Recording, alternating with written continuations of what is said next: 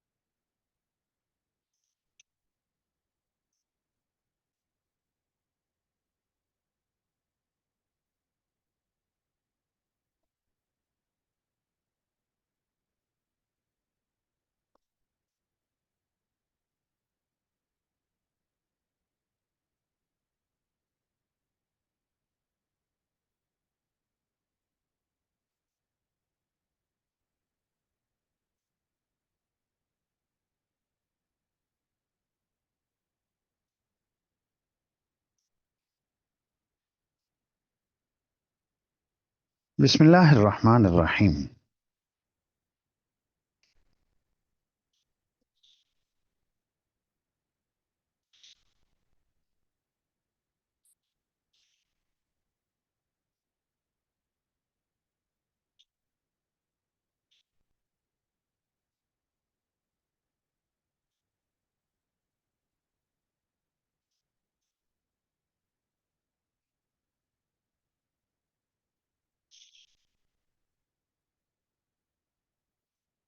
غزوہ احد کا باب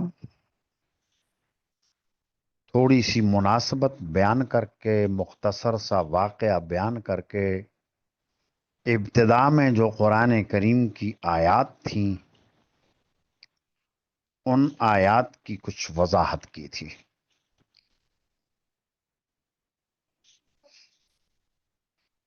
حاصل خلاصہ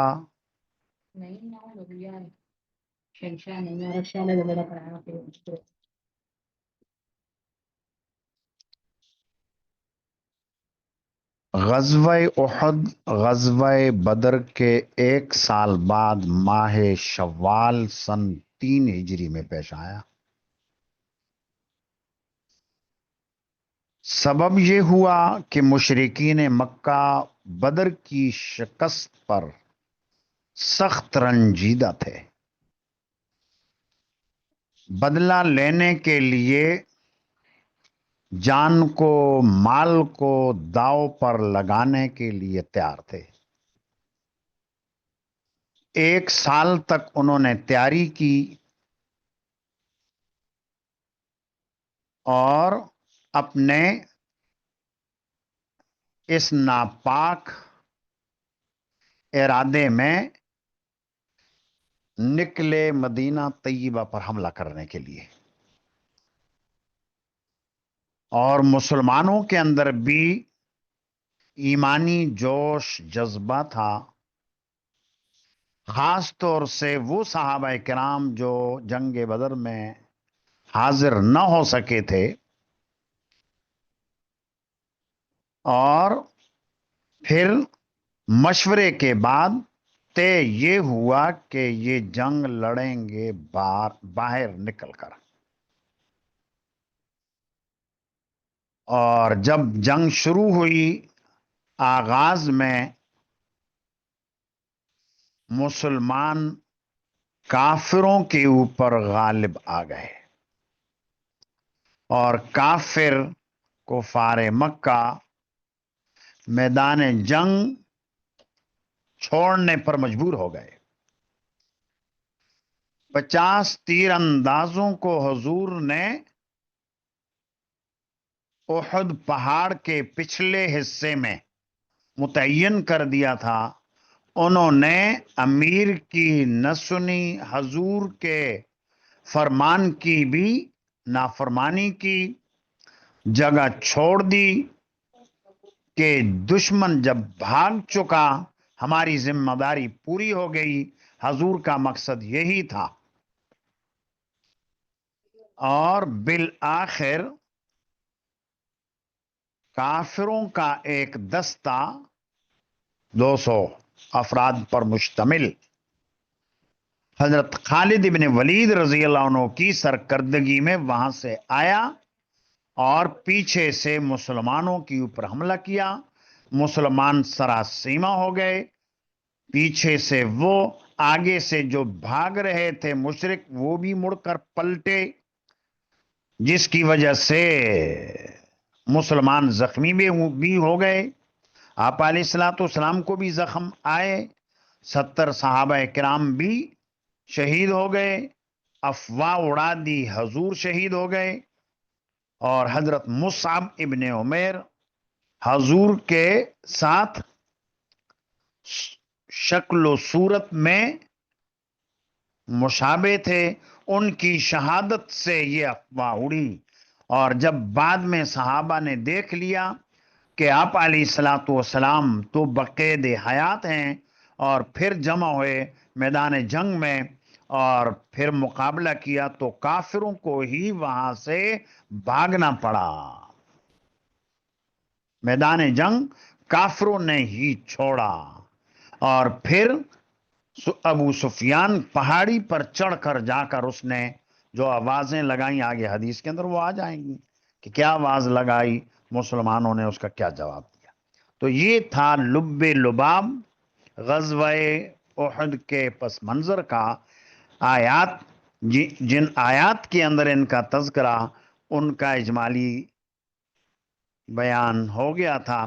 آگے ہیں اسی سے متعلقہ روایات.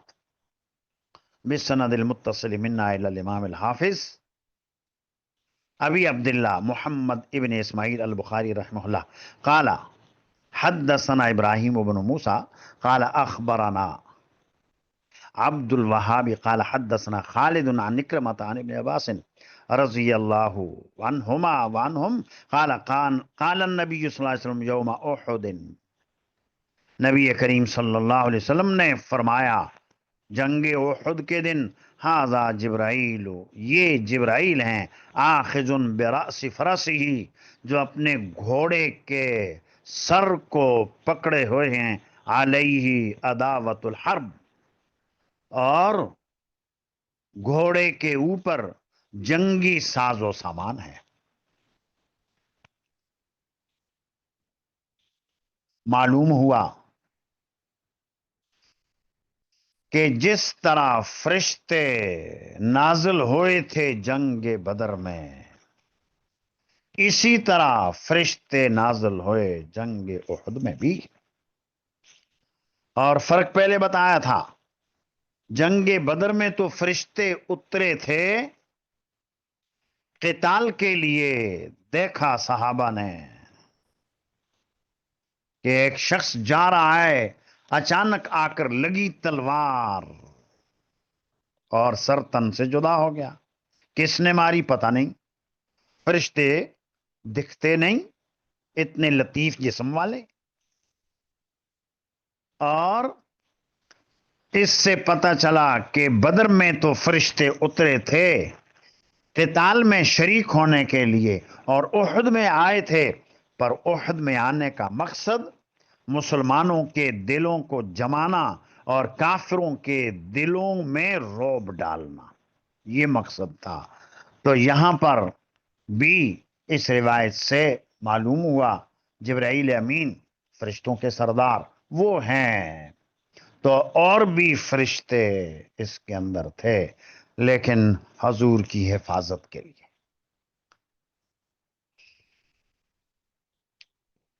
بھی قال حدثنا محمد بن عبد الرحیم قال اخبرنا زکریا ابن عدی قال اخبرنا ابن المبارک عن حیوة عن یزید بن ابی حبیب عن ابی الخیر عن عقبۃ بن عامر رضی اللہ عنہ وعنہم قال صلی رسول اللہ صلی اللہ علیہ وسلم علی قتل احد، رسول اللہ صلی اللہ علیہ وسلم نے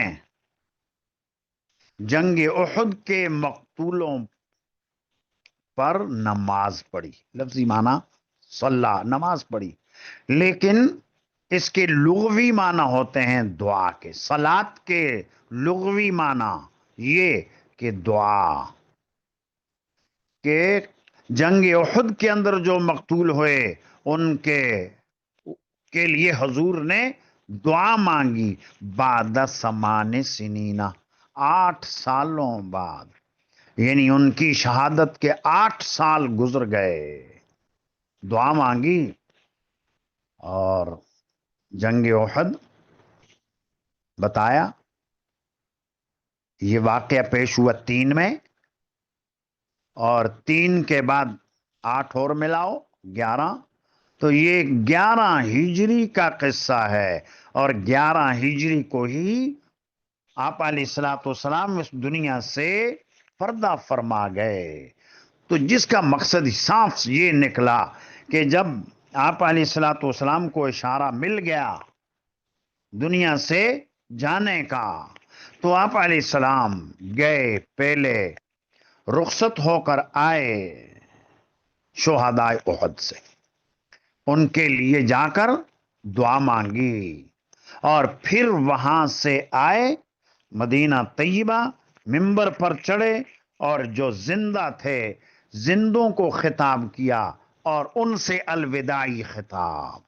تو یہاں 8 سال بعد کل مودعی، کل مودع للاحیاء والاموات، اس طرح آپ علیہ الصلوۃ والسلام نے دعا فرمائی جیسا کہ کوئی آدمی زندوں اور مردوں سے الوداع کہتا ہے، جس طرح کوئی زندوں اور مردوں سے رخصت ہوتا ہے.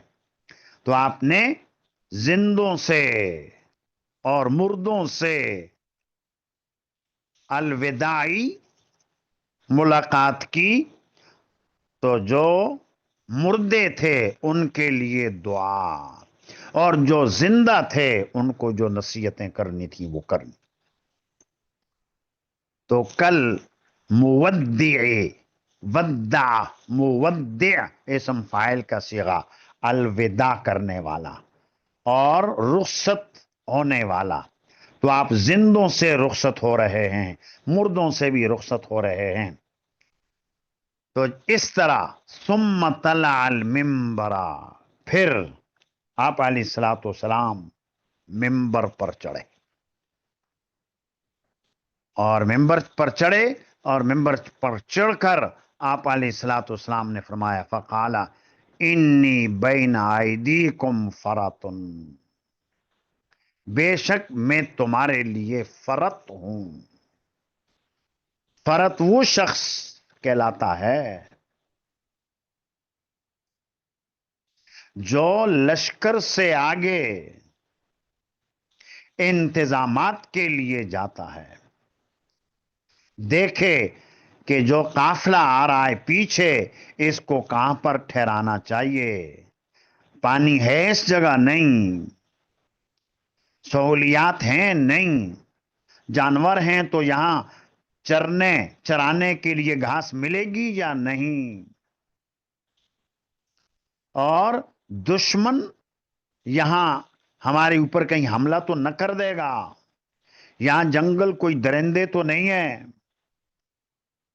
تو یہ ساری چیزیں دیکھتا ہے اور انتظامات کرتا ہے. ایسے شخص کو کہا جاتا ہے فرط، اور فارسی زبان میں اس کا معنی میر کارواں، قافلے کا جو نگہبان آگے جاتا ہے. تو آپ علیہ الصلوۃ والسلام نے فرمایا میں تمہارا میر کارواں ہوں، میں تمہارا فرط ہوں، میں تم سے آگے انتظامات کرنے والا ہوں، اور جا رہا ہوں آگے. کہاں جا رہا ہوں؟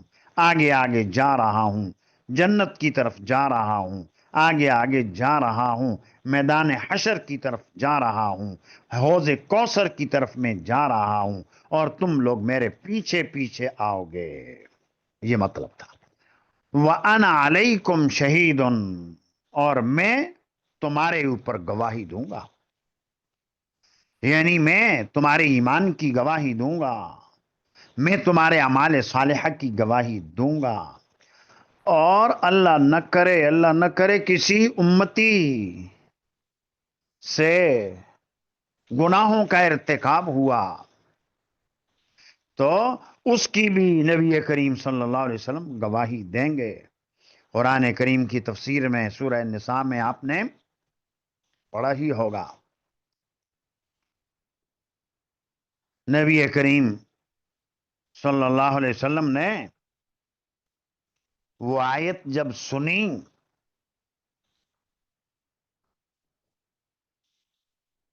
کہ میں تمہارے اوپر گواہی دوں گا، اور پھر رو پڑے، اور وجہ اور سبب یہ رونے کا کہ میری امت کے اندر بد کردار لوگ بھی ہوں گے، اور بد کرداروں کی بد کرداری کے اوپر میں گواہی دوں گا، اور بد کرداروں کی، اب آپ علیہ الصلوۃ والسلام تو امت کے اوپر انتہائی مہربان، رؤوف الرحیم، لیکن بد کرداروں کے لیے بد کرداری کی گواہی دیں گے تو آپ علیہ الصلوۃ والسلام کو رونا آ گیا۔ فَكَيْفَ إِذَا جِئْنَا مِنْ كُلِّ أُمَّةٍ بِشَهِيدٍ وَجِئْنَا بِكَ عَلَى هَؤُلَاءِ شَهِيدًا، یہ آیت حضور نے سنی،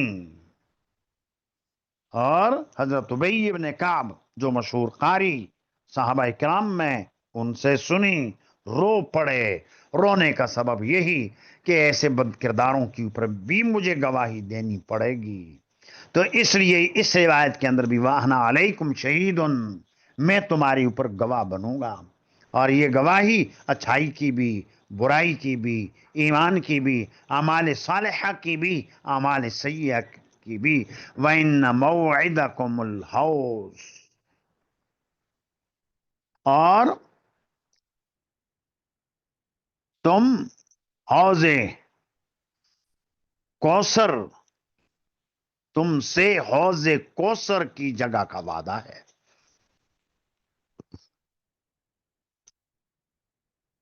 یعنی یہ چونکہ حضور خطاب منبر پر، اور چل چلاؤ کا وقت آ گیا، دنیا سے جانے کا وقت آ گیا، یہ بتا دیا کہ میں گواہی دوں گا، اور تمہارا اور میرا ملاقات کا ایک وقت ہے، اور وہ وقت کون سا وقت ہے؟ حوض کوثر کے اوپر ملاقات کریں گے، حوض کوثر کے اوپر جا کر ملاقات ہو جائے گی۔ ابھی تو تم سے میں رخصت ہو رہا ہوں، حوض کوثر پر جا کر ملاقات ہو جائے گی۔ تو اس دنیا سے جو بھی جاتے ہیں صلحائے امت، ان صلحائے امت کی ملاقات نبی کریم صلی اللہ علیہ وسلم سے یا اپنے دیگر نیک صالح رشتہ داروں اور قرابت داروں سے ملاقات ہوگی۔ کہاں ہوگی؟ حوض کوثر پر، حوض کوثر پر قیامت برپا ہوگی، اٹھیں گے قبروں سے، روان دواں ہوں گے، جائیں گے محشر کی طرف۔ محشر میں ایک حوض ہوگا، ایک جنت میں بھی حوض کوثر، اور اسی سے نہریں آئیں میدان حشر میں ہوں گی، اور وہاں آپ علیہ الصلوۃ والسلام سے ملاقات، اپنے رشتہ داروں اور قرابت داروں سے ملاقات وہاں ہوگی۔ تو یہ حضور نے ارشاد فرمایا کہ تم سے وعدہ ہے اس مقام کا جہاں حوض کوثر، وہاں ملاقات کریں گے۔ ہمارے یہاں محلے میں ایک بڑی اماں رہتی ہے، بہت بوڑھی ہو گئی، بہت محبت کرتی ہے نیک لوگوں سے، تو جب تک ہمت تھی آتی تھی ہمارے گھر آ کر دیکھا کرتی تھی، ملاقات کرتی تھی۔ کمزور ہو گئی تو وہ بیچاری اب بیٹے سے کہتی ہے کہ مفتی صاحب سے کہنا کہ دل چاہ رہا ہے کہ دیکھ لوں. چند دن پہلے ایسا ہی پیغام آیا, میں گیا ملاقات کر کے, مختصر سی زیارت کر کے میں اٹھنے لگا تو کہنے لگی کہ مفتی صاحب ملاقات اب آئندہ پتہ نہیں ہو نہ ہو, لیکن ہے دیندار. کہنے لگی کہ حوض کوثر پر ملیں گے. تو یہ ہے حوض کوثر پر ملاقات ہوتی ہے. وہاں جا کر حضور نے بھی صحابہ کو یہ کہا.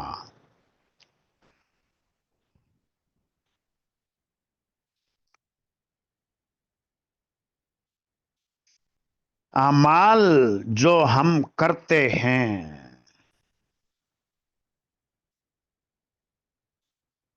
یہ اعمال پیش ہوتے ہیں. ہمارے اعمال ہفتے میں پیش ہوتے ہیں اللہ رب العزت کی بارگاہ میں, اور وہاں پیش ہوتے ہیں.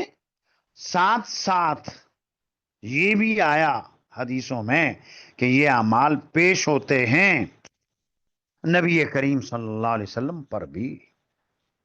یہ اعمال پیش ہوتے ہیں ہمارے نیک صالح جو بڑے بزرگ والدین آبا و اجداد اساتذہ ان کے سامنے بھی پیش ہوتے ہیں, اور دیکھتے ہیں اعمال کو. اعمال صالحہ ہیں, خوش ہوتے ہیں, یا اللہ نے اور توفیق عطا فرما, دعائیں دیتے ہیں. اور اگر اعمال صحیح نہیں, برے اعمال ہیں, انہیں تکلیف ہوتی ہے. اللہ کے رسول کو تکلیف ہوتی ہے, ہمارے آبا و اجداد, ہمارے اساتذہ, ہمارے مشائخ جو گزر چکے انہیں بھی تکلیف ہوتی ہے, اور وہ اللہ سے دعا کرتے ہیں یا اللہ اس کو باز رکھ دے ان گناہوں سے. تو یہ ہوتا ہے, یہ کوئی ایسی بات نہیں ہے, اور یہ اللہ تعالی ہمیں ان لوگوں میں سے بنا دے جن کے اعمال دیکھ کر حضور خوش ہوں,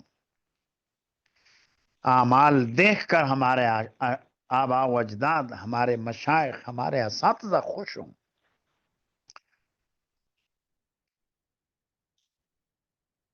تو خیر یہ بیچ میں آ گئی بات ضمنی. حضور نے ممبر پر چڑھ کر صحابہ کرام کے سامنے یہ ارشاد فرمایا, وانا علیکم شہید وان موعدکم الحوض وانی لانظر الیہ من مقامی ھذا, اور میں دیکھ رہا ہوں, بے شک میں دیکھ رہا ہوں حوض کوثر کو اپنی اسی جگہ سے.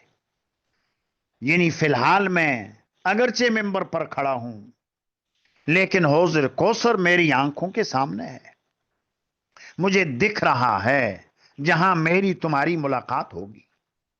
وہ مجھے ایسے جیسا کہ آنکھوں کے سامنے. فکان وانی لانظر الیہ من مقامی ھذا وانی لست اخشی علیکم ان تشرکوا, اور میں تم پر اس بات سے خوف نہیں کرتا کہ تم مشرک ہو جاؤ گے. وَلَكِنِّي أَخْشَىٰ عَلَيْكُمُ الدُّنْيَا, لیکن میں خوف محسوس کرتا ہوں تمہارے اوپر دنیا کا. عَلَيْكُمُ الدُّنْيَا أَن تَنَافَسُوهَا, کہ تم اس دنیا کے اندر رغبت کرنے لگو گے. دنیا کے اندر یہ تم رغبت کرنے لگو گے. اب دیکھیے نبی کریم صلی اللہ علیہ وسلم یہ ارشاد فرما رہے ہیں, شرک ایک تو شرک خفی ہوتا ہے, ایک شرک جلی ہوتا ہے. شرک جلی کے بارے میں فرمایا مجھے خوف نہیں ہے کہ جیسا کہ زمانہ جاہلیت میں لوگ مشرک تھے تم ایسے مشرک بن جاؤ گے, اس سے تو مجھے ڈر نہیں ہے. البتہ شرک خفی ہوگا, شرک جلی نہیں، شرک خفی ہو سکتا ہے، اور شرک خفی یہی تو ہوتا ہے ہم اعمال کرتے ہیں دکھلاوے کے لیے، یہ شرک ہے، یہ شرک خفی ہے۔ اور یہاں جس شرک کی نفی آئی ہے کہ مجھے خوف نہیں شرک کا، یہ شرک جلی ہے۔ وَلَكِنِّي أَخْشَىٰ عَلَيْكُمُ الدُّنْيَا، لیکن مجھے اندیشہ یہ ہے کہ دنیا تمہارے اوپر کشادہ ہو جائے گی، ان تنافسوہا، پھر تم اس کے اندر رغبت کرنے لگو گے۔ قالا، راوی کہتے ہیں، حضرت عقبہ بن عامر کہتے ہیں، فکانت آخر نظرت نظرتها الى رسول اللہ صلی اللہ علیہ وسلم، یہ آخری میری نگاہ تھی جو میں نے رسول اللہ صلی اللہ علیہ وسلم پر ڈالی۔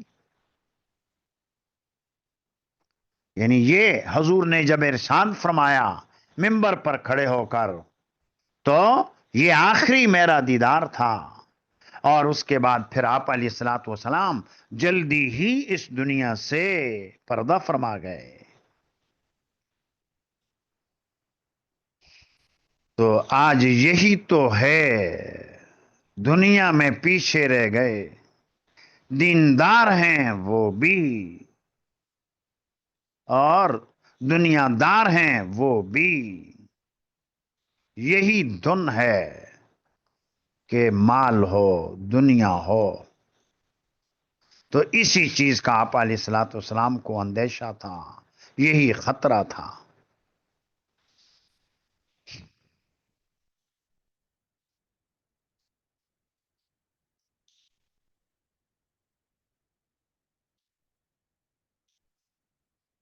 به قال حدثنا عبید اللہ بن موسیٰ عن اسرائیل عن ابی اسحاق عن البراء رضی اللہ عنہ قال لقین المشرکین یومئذ،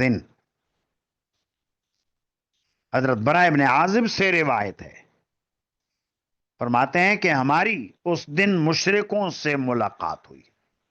لقینا، ملاقات ہوئی مشرکوں سے، یعنی مقابلہ ہوا مشرکوں سے۔ یومئذن، اس دن، یعنی جنگ بدر کے دن، جنگ احد کے دن۔ فاجلس النبی صلی اللہ علیہ وسلم جیشن من الرمات، نبی کریم صلی اللہ علیہ وسلم نے تیر اندازوں کا ایک لشکر بٹھایا، اجلسا، بٹھایا، جیشن، لشکر، من الرمات، رامی کی جمع ہے، تیر اندازوں کا، وہی جیسا کہ عرض کیا 50 افراد تیر انداز، اور احد پہاڑ کے عقبہ حصے کے اوپر، اور اس جگہ کو پھر کہا ہی جانے لگا کہ جبل الرمات،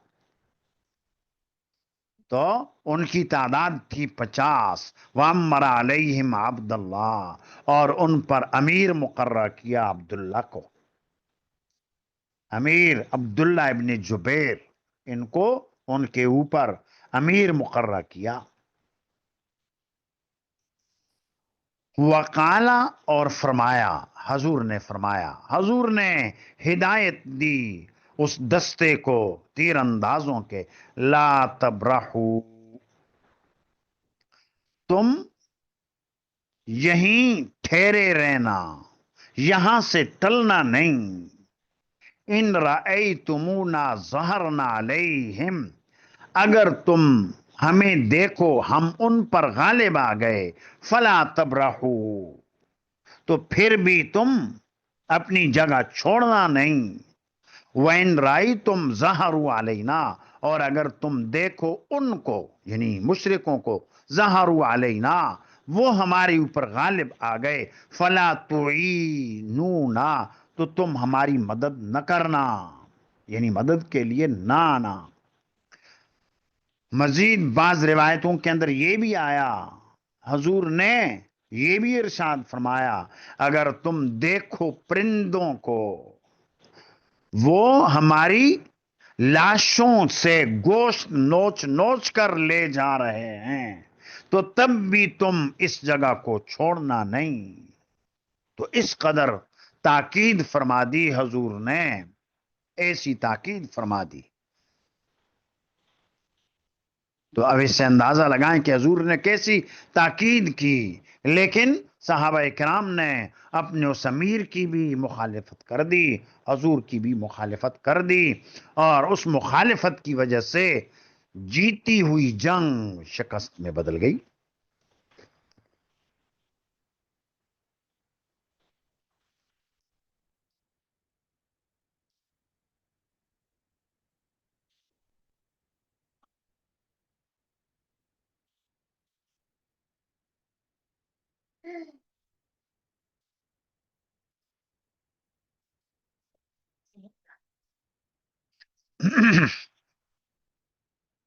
فلما لقینا ہربو، راوی کہتے ہیں کہ جب کافروں سے ہمارا مقابلہ ہوا وہ بھاگ گئے. کافر بھاگنے لگے. حتی رأیت النساء،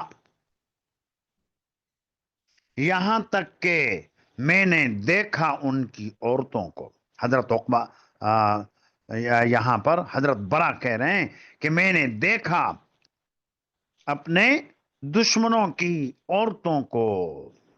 بتایا تھا کہ مکہ سے 15 خواتین بھی یہ ساتھ لائے تھے، اور یہ خواتین ہیں، انہیں دیکھا یشتددن فی الجبل، وہ پہاڑ پر تیزی سے دوڑ رہی ہیں. رفعنا عن سوقہن، انہوں نے اپنی پنڈلیوں کو کھول رکھا ہے. عام طور پر خواتین پنڈلیاں کھولتی تو نہیں، لیکن جان بچانے کے لیے بھاگنا ہے، تیز دوڑنا ہے، تو پائنچے چڑھا دیے بھاگنے میں سہولت ہو، اس لیے انہوں نے پنڈلیوں کو کھولا. قد بدت خلاخلہن، ان کے پانزیب ظاہر ہو گئے. خلاخل یہ خلخال کی جمع ہے.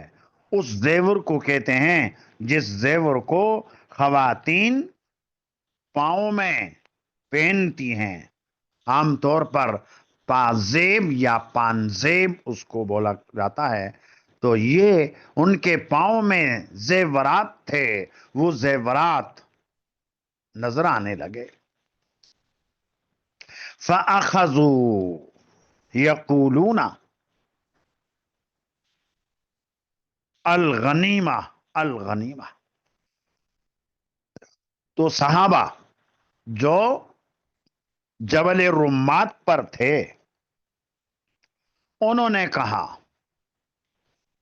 الغنیمہ الغنیمہ، غنیمت جمع کرو، غنیمت جمع کرو. یعنی ہمارے مسلمان بھائیوں کو غلبہ مل گیا، کافر بھاگ گئے، میدان جنگ چھوڑ دیا، ان کی خواتین بھی چلی گئیں، اور اب مال غنیمت جمع کرنے کا موقع، تو یہ کرو. فقال عبداللہ، تو عبداللہ بولے، عبداللہ ابن جبیر جو ان تیر اندازوں کے اوپر امیر تھے، فرمایا عاہد علی النبی صلی اللہ علیہ وسلم اللہ تبرحو، نبی کریم صلی اللہ علیہ وسلم نے مجھے نصیحت فرمائی تھی کہ تم یہاں سے ہٹنا نہیں. تو اب امیر نے جب یہ کہا، امیر کی بات کا اور ساتھیوں نے انکار کر دیا اور جبل رمات سے نیچے اتر آئے، اور مسلمانوں کی پشت اب ہو گئی خالی. وہاں سے کافروں نے حملہ کیا، اور جب حملہ کیا تو آگے فرمایا فَأَبَوْا انکار کیا انہوں نے، کنہوں نے؟ جو تیر انداز تھے، عبداللہ ابن جبیر کے ساتھی تھے، انکار کیا۔ فلما ابو، جب انکار کیا، صرف وجوہہم، ان کے چہرے پھیر دیے گئے، مسلمانوں کے چہروں کو پھیر دیا۔ کیسے پھیر دیا؟ کہ مسلمان کافروں کو مارتے ہوئے پیچھے دھکیل رہے تھے اور انہیں اپنی پشت کی جانب کی خبر تھی نہیں، پیچھے سے کافروں نے حملہ کیا اور ان کے چہرے پھر گئے، مسلمانوں کے چہرے پھر گئے، اور جب پیچھے مڑ کر دیکھا تو دونوں طرف کافروں کے نرغے میں پیچھے سے بھی آ گئے کافر، اور سامنے بھی جو کافر بھاگ رہے تھے وہ مڑ گئے۔ صرف وجوہہم فاصیب 70 قتیلا، جب بیچ نرغے میں آ گئے تو پھر 70 افراد شہید کر دیے گئے، نقصان ہوا، 70 صحابہ کرام شہید کر دیے گئے۔ اور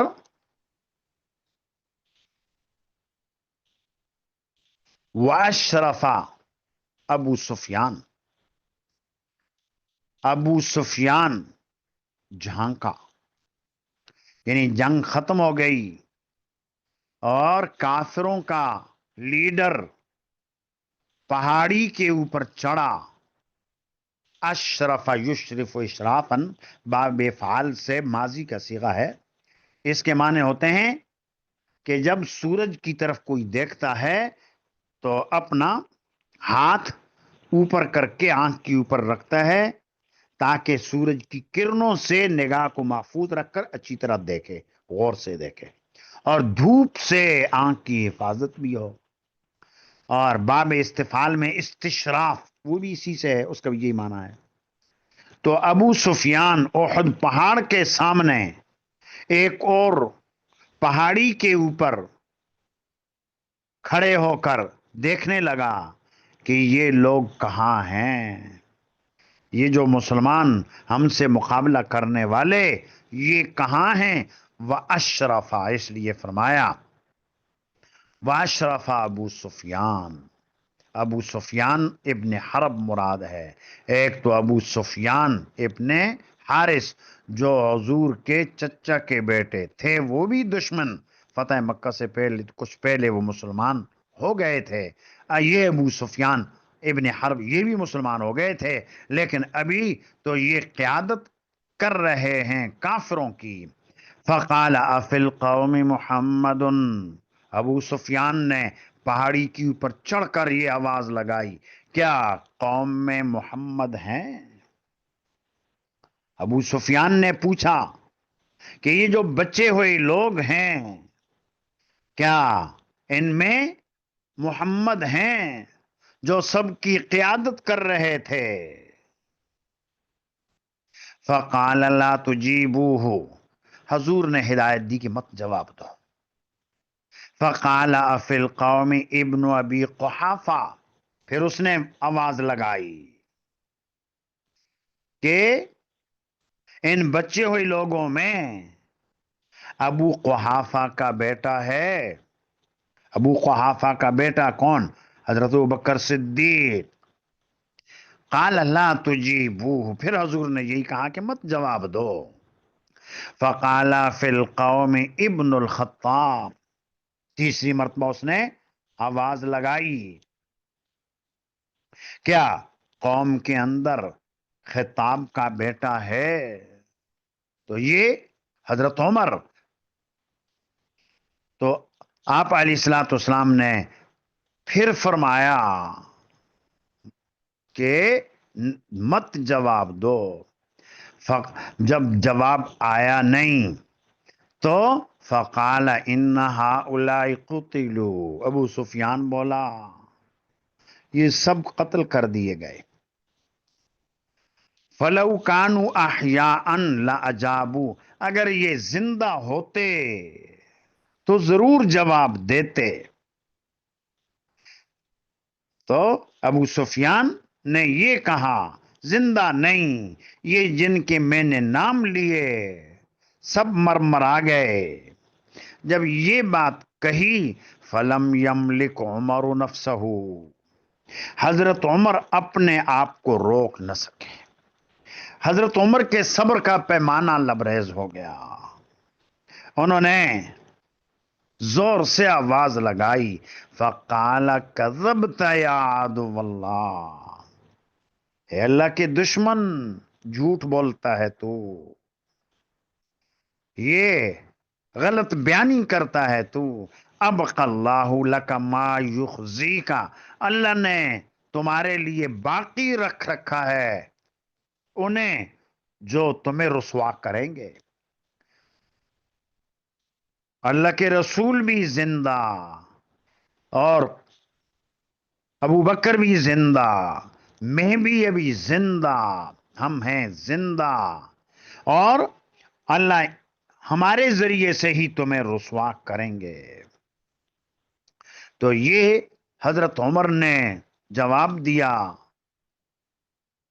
ابو سفیان کو۔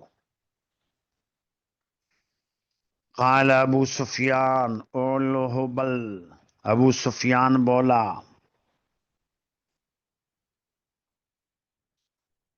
حبل زندہ باد، اولو حبل کے معنی کہ حبل ان کے بت کا نام، تو جس کا مطلب یہ ہوا کہ یہ جو حبل بت ہے اس کا نعرہ لگایا کہ حبل زندہ باد، حبل بلند و بالا، اپنی زبان میں ہم کیا کہتے ہیں؟ زندہ باد۔ تو یہ نعرہ لگایا اپنے بت کا جس کی وہ پرستش کیا کرتے تھے۔ نبی کریم صلی اللہ علیہ وسلم نے فرمایا، جب اس نے کہا اعلو حبل، تو فقال النبی صلی اللہ علیہ وسلم اجیبوہ، جواب دو اسے۔ قالوا ما نقول، صحابہ بولے کیا کہیں ہم اسے؟ قال قولوا، فرمایا کہو اللہ اعلی و اجل،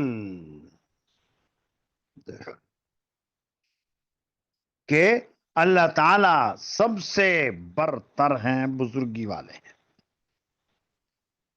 تو اس نے حبل کا نعرہ لگایا، حضور نے کہا کہ اللہ کا نعرہ لگاؤ، اللہ اعلی و اجل۔ قال ابو سفیان لنا العزى ولا عزى لكم، ابو سفیان بولا ہمارا عزا ہے تمہارا عزا نہیں، یہ عزا بھی ان کے بت کا نام۔ تو مطلب کیا کہ ہمارے پاس عزا بت ہے، تمہارے پاس تو کوئی عزا نہیں۔ فقال النبی صلی اللہ علیہ وسلم اجیبوہ، جواب دو اسے۔ تو وہی بات صحابہ کرام تو آپ علیہ الصلوۃ والسلام کے اشارے بغیر کچھ بھی نہ کہا کرتے تھے۔ قالوا ما نقول قال قولوا اللہ مولانا ولا مولا لکم، اللہ ہمارا مددگار ہے اور وہ تمہارا مددگار نہیں۔ قال ابو سفیان یوم بیوم بدر، ابو سفیان نے کہا کہ یہ دن بدر کے دن کے بدلے میں ہے، یہ جو آج کا دن بدر کے دن کے بدلے میں ہے۔ والحرب سجال، اور جنگ تو ڈول ہے، جنگ ڈول ہے۔ کبھی کنویں کے اوپر سے ڈول کو تم نے کھینچ لیا، کبھی ہم نے کھینچ لیا، بدر میں تم نے کھینچ لیا، بازی لے گئے، آج احد کے دن ہم نے کھینچ لیا، ہمیں غلبہ مل گیا۔ اب یہاں یہ دیکھو کہ نبی کریم صلی اللہ علیہ وسلم نے پہلے جو جملے تھے ان کا تو جواب دیا، دلوایا، لیکن یہ جو آخری جملہ یومن بیوم بدر والحرب سجال، اس کا جواب حضور نے نہیں دیا، کوئی جواب نہیں دیا، کیونکہ یہ حقیقت ہے، یہ تو سچ ہے کہ جنگ کنویں کے اوپر جو ڈول ہوتا ہے اسی کے مانند کبھی کوئی پانی کھینچ لیتا ہے، کبھی کوئی کھینچ لیتا ہے۔ اللہ نے اسی بات کا تذکرہ قرآن کریم میں بھی کیا ہے، عنوان ذرا دوسرا ہے، تلک الایام نداولها بین الناس، ان دنوں کو ہم لوگوں کے درمیان گھماتے پھراتے ہیں، ایک کے حق میں ایک دن، دوسرے کے حق میں دوسرا، کبھی ایک کی فتح، کبھی اسی کی شکست، یہ دنیا ہے، دنیا میں یہ دن گھومتے ہیں، یہ دنیا اچھائی برائی دونوں سے مرکب ہے، نہ اس کے اندر ہمیشہ اچھائی، نہ اس کے اندر ہمیشہ برائی، نہ ہمیشہ خوشی، نہ ہمیشہ غم، یہ سب کچھ ہوتا رہتا ہے۔ تو معلوم ہوا کہ اہل حق کی ہر موقع پر فتح یقینی نہیں، اور غلطی کی وجہ سے، کوتاہی کی وجہ سے اس میں شکست آ سکتی ہے۔ یہاں صحابہ کرام سے غلطی ہوئی، شکست ہو گئی، مسلمان شہید ہو گئے، ابتدائی مرحلے میں میدان جنگ تو مسلمانوں کے ہاتھ میں، کفار کو شکست ہوئی،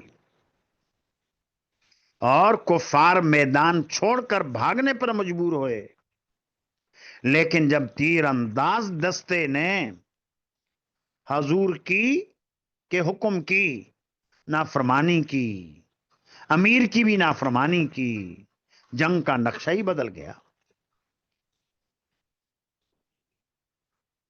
تو یہ نافرمانی نہ امیر کی جائز، اور نافرمانی نہ ہی اللہ کے رسول کی جائز،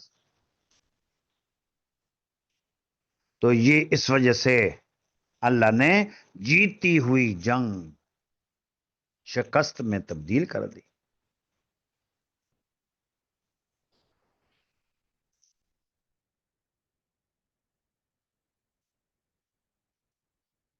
تو کہنے کا مقصد یہ ہے کہ اہل حق غلطی کی وجہ سے پریشانی کا شکار ہو سکتے ہیں،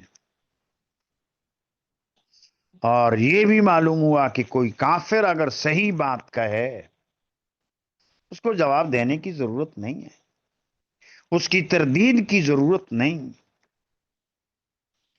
اور آخر میں پھر ابو سفیان جاتے جاتے ایک اور بات کہہ گیا، وَتَجِدُونَ مُسْلَةٌ لم آمر ولم تسؤنی، اور تم پاؤ گے مسلح، یعنی تمہاری لاشیں ہم نے، ہمارے لوگوں نے مسخ کر دیں، ناک کاٹ دیے، کان کاٹ دیے، پیٹ چاک کر دیا، کلیجی نکال دی، تو یہ کیا ہے مسلح ہمارے لوگوں نے، اور تم پاؤ گے یہ مسلح لم آمر، میں نے اس کا حکم نہیں دیا، کیونکہ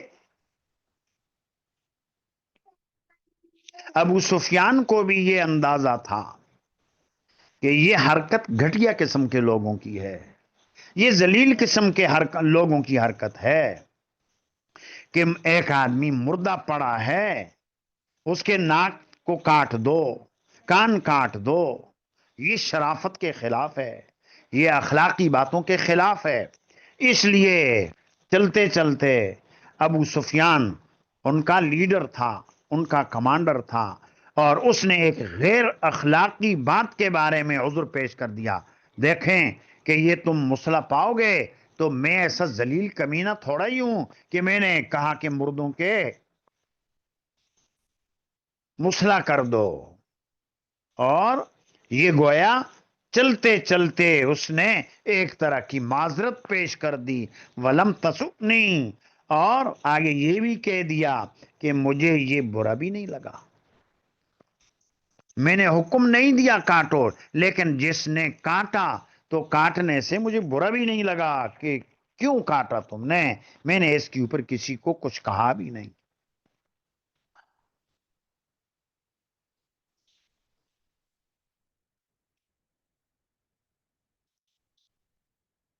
تو یہاں چھوٹا سا مسئلہ ہے کہ یہ بھی پیش نظر رہے کہ جیسا کہ آپ کو بتا دیا، یہی ابو سفیان ابن حرب،